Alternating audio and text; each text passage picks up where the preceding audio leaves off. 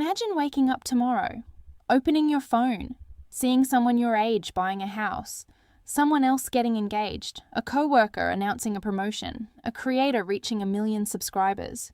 And before you've even gotten out of bed, you already feel like you're falling behind. It's a feeling most people never admit. They call it insecurity, weakness, negativity, something to suppress before anyone notices. But what if that uncomfortable feeling isn't your greatest enemy? What if it's one of the most honest emotions you'll ever experience? Because beneath every moment of jealousy lies a question your mind is desperately trying to ask. Not, why are they better than me? But, what is my life missing? The problem isn't jealousy. The problem is that almost no one teaches us how to understand it. Instead, we're taught to fight it, hide it, feel guilty for having it. Yet the more we resist it, the stronger it seems to become. Today, we're going to do something different. Instead of treating jealousy like a flaw, we're going to treat it like information. Because once you learn how to read what jealousy is trying to tell you, it stops controlling your life and starts changing it. Jealousy has earned one of the worst reputations of any human emotion. Mention it in a conversation, and people immediately associate it with bitterness, possessiveness, resentment, or insecurity. Very few people ever describe jealousy as useful. But that's because we tend to judge emotions by how uncomfortable they make us feel, instead of asking why they exist in the first place. Think about physical pain. No one enjoys touching a hot stove. No one likes the sharp sting of a twisted ankle. Yet pain isn't your enemy. Pain is your body's alarm system. Without it, you'd keep your hand on the stove until serious damage was done. Emotional pain works much the same way. Fear warns you about danger. Loneliness reminds you that connection matters. Guilt encourages you to repair broken relationships. And jealousy points towards something you deeply value but believe you're missing. The emotion itself isn't what creates suffering. The suffering begins when we misunderstand the message. Some people bury jealousy beneath forced positivity. Others allow it to become resentment. Some pretend it doesn't exist. Others let it dictate every decision they make. Neither response solves the problem, because ignoring an alarm doesn't stop the fire. It only delays your response. Imagine your smoke detector going off in the middle of the night. You wouldn't rip it off the ceiling because the sound annoys you. You'd ask what caused it. The alarm isn't the issue. It's simply drawing your attention to something important. Jealousy works the same way. Its purpose isn't to punish you. Its purpose is to wake you up. The moment you stop asking, how do I get rid of this feeling? And begin asking, what is this feeling trying to show me? Everything changes. Because your emotions were never designed to become your master. They were designed to become your guide. Chapter 1. Jealousy. Is speaking, most people never learn its language. Every emotion tells a story. Happiness tells you that something is aligning with your values. Sadness reminds you that something meaningful has been lost. Fear urges caution before uncertainty. Jealousy tells a different story. It whispers, look over there. Something you deeply care about has your attention. Most people stop listening right there. Instead of translating the message, they attack themselves for feeling it. They think, I'm such a terrible person. Why can't I just be happy for them? Why am I so insecure? But those questions completely miss the point. Imagine two people watching the exact same event. A friend announces they're expecting their first child. The first person smiles sincerely and feels nothing but happiness. The second smiles too. But later that night they can't stop thinking about it. They are restless, irritable, even ashamed of how they feel. The difference isn't kindness, it's desire. For one person, the announcement simply marks someone else's happiness. For the other, It shines a spotlight on a dream they've quietly postponed for years. The jealousy isn't about the friend, it's about themselves. That's one of the biggest misunderstandings surrounding envy. We assume it's focused outward. In reality, it's pointing inward. The people who trigger your jealousy rarely cause it. They simply reveal it. A luxury vacation doesn't create your longing for freedom, it exposes it. Someone else's successful business doesn't create your ambition, it uncovers it. A loving relationship doesn't manufacture your desire for intimacy. It reminds you that the desire already exists. That's why two people can scroll through the same social media feed and react completely differently. One person barely notices, the other can't stop comparing. The images haven't changed, only the values they touch. Think about the last time someone's success bothered you. Maybe it was a promotion, a new house, a healthier body, a thriving relationship, or simply watching someone become the version of themselves you've always imagined becoming. Now ask yourself a different question, not, why do I hate seeing this? But, why does this matter so much to me? That single question changes everything. Because jealousy is rarely saying, take what they have. It's usually saying, build what you truly want. The emotion is pointing toward an unmet need. Recognition, adventure, purpose, freedom, belonging, security, growth. Whatever repeatedly awakens your jealousy often reveals what your heart has been quietly asking for all along. And once you recognize that, jealousy transforms. It stops feeling like proof that something is wrong with you. Instead, it becomes a compass. Not one that tells you where to look, but one that tells you where to go. Chapter 2. Why your brain treats jealousy like an emergency. Have you ever noticed how quickly jealousy takes over? One moment you're perfectly content. The next, your heart is racing. Your thoughts begin spiraling. You replay conversations that never happened. You invent stories with almost no evidence. Within minutes, a single moment can feel like a crisis. Why? Because your brain doesn't always know the difference between a real threat and a perceived one. To understand jealousy, we have to travel back, not years, but hundreds of thousands of years. Imagine you're living in a small prehistoric tribe. There are no cities, no hospitals, no supermarkets. Your survival depends entirely on one thing, the people around you. If the tribe rejects you, your chances of surviving alone are almost zero. If your partner leaves, your ability to protect and provide for future children becomes uncertain. If someone with higher status replaces you, your access to food, shelter, and safety may disappear. Back then, social threats weren't simply emotional, they were existential. Your brain evolved to treat them that way. And although the modern world has changed dramatically, your nervous system hasn't. Today, no saber-toothed tiger is waiting outside your door. Instead, it's an Instagram notification, a LinkedIn announcement, a wedding photo, a friend's promotion, someone else's success. Logically, none of these things can physically harm you, but your emotional brain isn't operating on logic. It's operating on ancient survival software. The same alarm system that once protected your ancestors now reacts whenever your mind senses a threat to belonging, status, or security. That's why jealousy feels so immediate, so convincing, so difficult to ignore. Neuroscientists have found that jealousy activates the amygdala, the region of the brain responsible for detecting danger. Once activated, your body prepares for action. Your heart beats faster. Stress hormones flood your bloodstream. Your attention narrows. Your thoughts become obsessed with solving the perceived problem. The brain isn't trying to make you miserable. It's trying to protect you. Unfortunately, It sometimes protects you from dangers that no longer exist.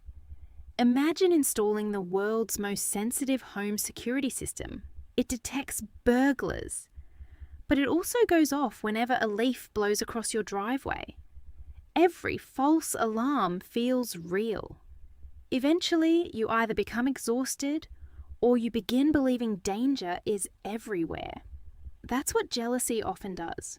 Not because your brain is broken, but because it's incredibly good at detecting possible threats. Sometimes too good. The beautiful part is that understanding this changes everything, because the moment you recognize, this is my brain sounding an ancient alarm, you create distance between yourself and the emotion. Instead of becoming jealousy, you begin observing it. That tiny shift is powerful. Psychologists call it psychological distancing. Instead of saying, "I'm jealous," you begin saying, "I'm experiencing jealousy." Those two sentences sound almost identical, but psychologically, they're worlds apart. One becomes your identity. The other becomes a temporary experience. And temporary experiences always pass. Emotions behave much like weather. Storms arrive unexpectedly. Some are gentle, others are violent, but none of them stay forever. The mistake isn't feeling the storm. The mistake is believing you'll never see sunlight again. Jealousy isn't permanent. It's simply passing through. Your job isn't to stop the weather. Your job is to stop mistaking every cloud for the end of the world. Transition. Understanding why jealousy appears is liberating. But understanding when it appears, that's where real transformation begins. Because jealousy doesn't strike randomly, it follows patterns. Patterns so consistent that once you learn to recognize them, you can often predict them before they happen. Chapter 3. The patterns you never knew were controlling you. Most people believe they're jealous of many different things: money, relationships, success, looks, popularity. But if you pay close attention, you'll notice something surprising. Your jealousy keeps returning to the same few themes, like fingerprints. Everyone's pattern is different. Some people are deeply affected by romantic relationships. Others couldn't care less. Instead, they're consumed by career success. Some compare appearances. Others compare intelligence. Some obsess over social status, others over freedom. Your jealousy has a personality, and it was shaped long before today. Think back to childhood. Maybe praise only came when you achieved something. Maybe love felt unpredictable. Maybe you grew up believing there was never enough attention to go around. Those experiences quietly taught your brain what mattered most. Years later, the lessons remain. Someone who's constantly feared abandonment may become intensely jealous whenever they feel emotionally excluded. Someone whose identity revolves around achievement may struggle whenever others move ahead professionally. Neither reaction is random. They're echoes of old beliefs. This is why advice like, "just stop comparing yourself," rarely works. Because comparison isn't the problem, it's the symptom. Trying to eliminate comparison without understanding what's underneath it is like turning off your GPS because you don't like where it says you are. The destination doesn't disappear. You've simply lost the map. So instead of fighting jealousy, become a detective. For 1 week, observe it, nothing more. Every time jealousy appears, pause and write down 3 things. What happened? What emotion did you feel? And what story immediately entered your mind? Perhaps your friend buys a house. Your first thought is, "I'm behind in life." Or someone posts photos from another country. Your mind whispers, "Everyone else is actually living." Or a coworker receives recognition. Suddenly you think, "Maybe I'll never be enough." These thoughts aren't facts, they're clues. Over time, you'll notice something remarkable. The same stories repeat again and again and again, different people, different situations, the exact same internal narrative. That's because jealousy rarely speaks about your present. It speaks through beliefs you've carried for years. The good news? Patterns lose their power once they're seen. Think about a magician. The first time you watch the trick, it feels impossible. The second time, you begin noticing where your attention was being misdirected. By the third time, the illusion no longer has the same effect. Awareness doesn't instantly erase jealousy, but it removes its greatest advantage, surprise. Instead of being pulled into an emotional storm without warning, you begin recognizing the first clouds on the horizon, and once you can see them coming, you have something most people never develop: choice. Because every lasting transformation begins the same way, not by controlling your emotions, but by finally understanding them. Chapter 4: Breaking the Cycle. The 90-second rule. Think back to the last time jealousy completely consumed you. Not just for a moment, but for hours, maybe even days. You weren't simply feeling an emotion, you were living inside it. Every thought seemed to confirm it. Every memory suddenly became evidence. Every success someone else experienced somehow became proof of your own failure. It felt real, absolute, impossible to escape. But here's something fascinating. The emotion itself doesn't last nearly as long as we think. What keeps it alive is the story we continue telling ourselves. Psychologist Jill Bolte Taylor famously suggested that the body's initial chemical response to an emotional trigger lasts for roughly 90 seconds. After that, something else takes over: your thoughts.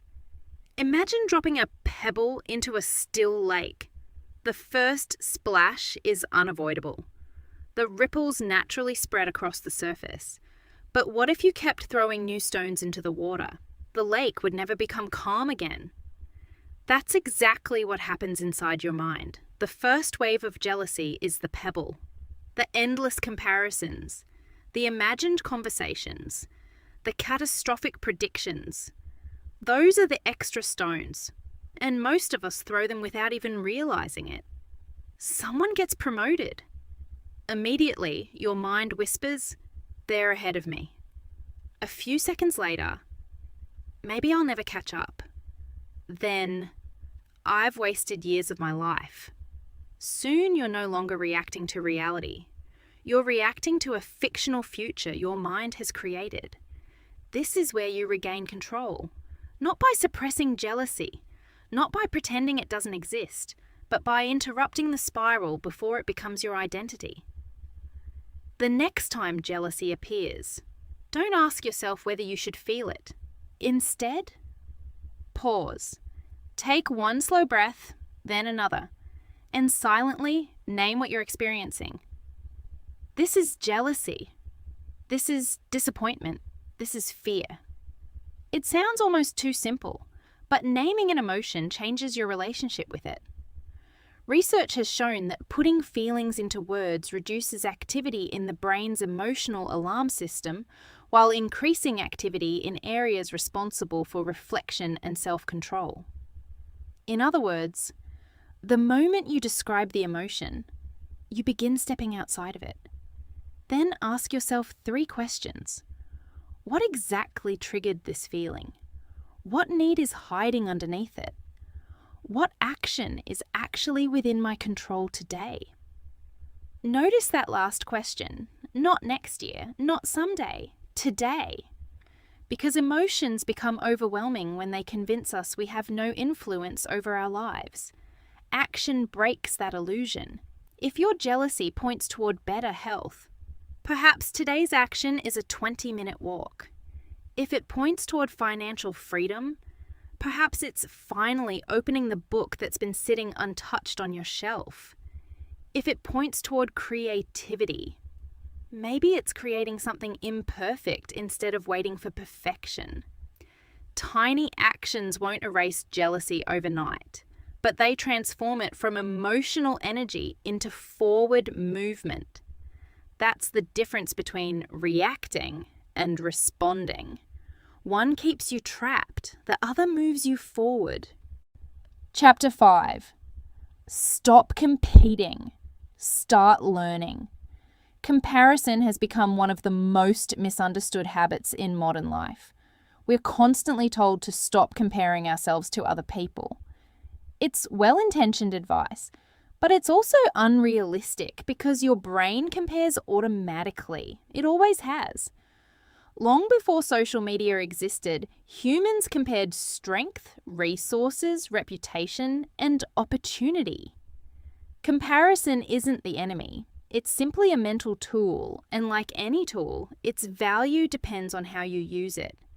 Imagine two climbers standing at the base of the same mountain. They both look up at someone who has already reached the summit. One quietly says, "I'll never be that good." The other asks, "How did they get there?" They are looking at the exact same person, yet they're creating two completely different futures. One comparison produces discouragement, while the other sparks curiosity. That's the shift we're aiming for. The next time someone achieves something you want, resist asking, "Why not me?" Instead ask, "What can I learn from them?" Maybe they built habits you've never considered. Maybe they stayed consistent while everyone else gave up. Maybe they sacrificed comfort long before anyone noticed their success. Achievement always leaves clues. Jealousy simply determines whether you'll study those clues or ignore them. History offers countless examples of this. Great artists learned by studying other artists. Elite athletes surrounded themselves with people who were stronger and faster. Successful entrepreneurs spent years analysing those who had already achieved what they wanted. None of them escaped comparison. They transformed it into education. That transformation requires humility because learning begins by admitting that someone else knows something you don't. But humility isn't weakness. It's one of the fastest paths to growth. So the next time jealousy appears, ask yourself a different question. What exactly am I jealous of? Not the person, but the quality. Is it their confidence, their discipline, their creativity, their freedom, their relationships? Be specific, because once you identify the quality you're admiring, it becomes something you can begin developing yourself. The truth is, you don't want someone else's life. You want the qualities that made their life possible. That's a completely different mission. And here's the irony. The people who trigger your jealousy most often are quietly revealing the direction your own life wants to take. They're not showing you who you should become.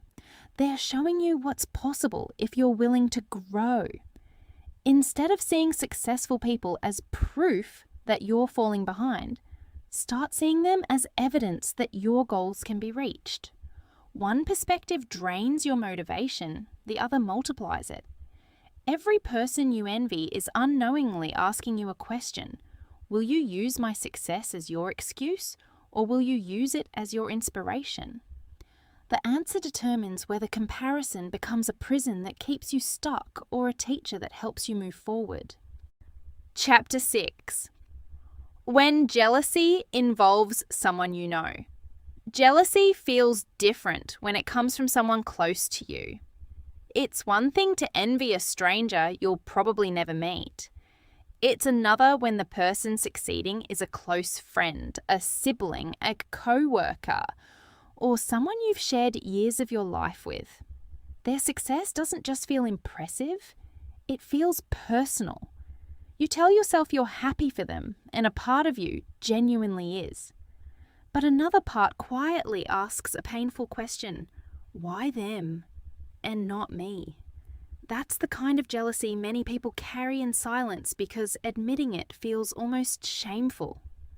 After all, aren't we supposed to celebrate the people we care about?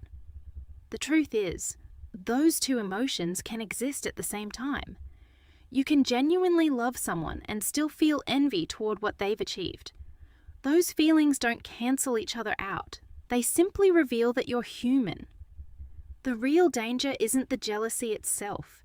It's what happens when you leave it unexamined, Left alone, it begins changing the way you see people.